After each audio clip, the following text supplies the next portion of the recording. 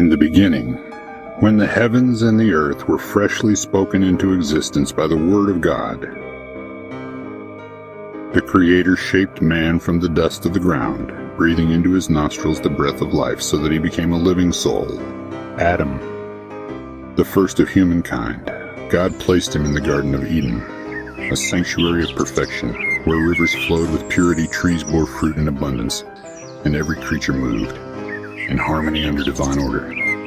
Yet amidst this splendor, God saw that it was not good for man to be alone, and from Adam's deep slumber, he drew forth a rib and fashioned woman.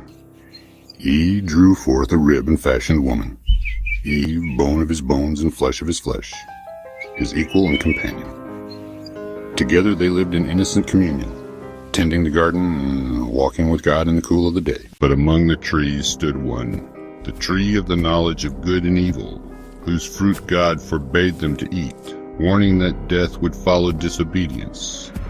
Into this perfect peace slithered the serpent, subtle and deceitful, whispering lies that stirred curiosity and pride within Eve's heart. Enticed by the promise of wisdom and divinity, she took the fruit, its surface glistening with forbidden allure, and tasted it, then gave it to Adam, who, knowing the command, chose companionship over obedience. At once, the light of innocence dimmed, their eyes opened to shame, their nakedness a mirror of their guilt. They sewed fig leaves together to hide themselves, but could not hide from the voice of God, who called to them amidst the rustling trees. Judgment came swiftly. The serpent cursed to crawl and eat dust, the woman to bear pain in childbirth and desire her husband, the man to toil the cursed ground for bread until he returned to dust.